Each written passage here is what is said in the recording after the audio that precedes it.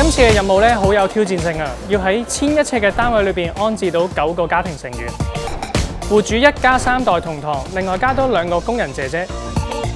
點樣先可以安置到每一個家庭成員，同一時間又可以保留到家嘅溫暖呢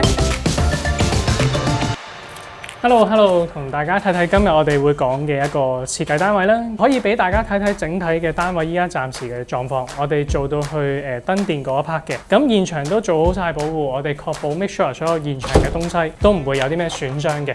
隨住天璽海正式收樓，唔少客人陸續揾我哋開工。今次嘅戶型1124尺4房單位，我哋由客飯廳開始講。發展商其實提供咗唔少嘅原裝櫃嘅，質素都好好，但係為咗令到戶主一家可以住得再舒服啲，我哋決定拆除咗原裝嘅玄關櫃佢。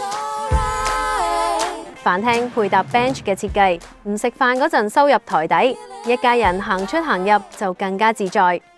入嚟門口第一間房，你見到嘅我哋都係做好晒保護，係預期將來會俾長輩去使用嘅一個房間。嚟到隔離呢一個咧，係俾2個仔仔未來去使用嘅。咦，飯廳隔離點解會有間微型房呢？之所以有呢一間房，其實係戶主都需要有一個自己嘅工作空間嘅。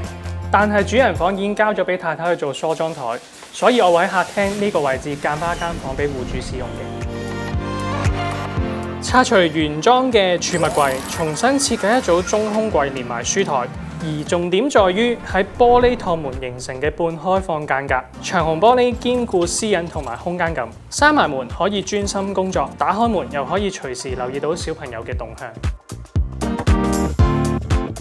而書房隔離嘅凹位，啱啱好用嚟擺放女女嘅鋼琴。追平個間隔，完全唔怕阻塞客飯廳通道。嚟到呢一個空間啦，你見到廚房咧，我哋未來其實係冇一啲裝修嘅工程會去做，但係我哋都會做好晒保護嘅，因為裏邊咧會有一啲用具，可能工人都會使用得到，咁我哋都會留翻個通道俾佢哋嘅。嚟到呢邊，你見到個環境上咧都係做緊燈電嘅項目㗎。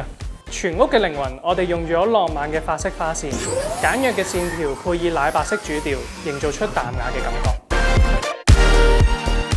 嚟到今次嘅重頭戲，分4間房俾7個人，聽落唔簡單，仲要令同房嘅小朋友、大人都有被尊重嘅私人空間，又點樣做到？過到嚟呢一邊就會係剩翻嘅2位女女嘅房間啦。未來都係會做頭先提到，會係用一個上下架床嚟做一個主軸嘅設計嘅。2個女女嘅房間，我哋以上下架床作為空間嘅主軸。其實除咗用嚟瞓覺之外，仲有一個好重要嘅空間用途，經常都會俾客人忽略咗嘅。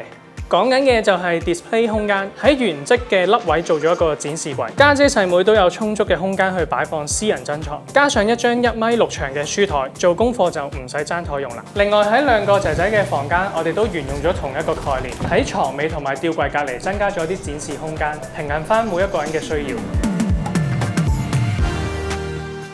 新樓裝修唔一定要將所有原裝家私都拆除嘅，喺主人房裏邊就有一樣嘢好值得我哋去保留啦。主人浴室有一道罕見嘅長虹玻璃趟門，古銅色嘅門框自帶高貴感，喺設計上配合雲石紋嘅 panel， 為主人房營造法式輕奢嘅感覺。兩夫婦嘅寢區都解決咗啦，最後一間客房就可以留俾屋企嘅長輩。長輩房以滿足收納需求為主，中空層架減低壓迫感，可以當床頭櫃使用，又可以擺下全家福。最後2個工人就住喺工人房，所有成員都有自己空間。幫大型嘅家庭設計，除咗要安置好佢哋之外，仲要滿足到佢哋嘅每一個人嘅生活需要啦。如果你都煩惱緊點樣去規劃屋企人嘅生活空間，歡迎嚟到灣仔揾我哋幫一幫手。拜拜。哇！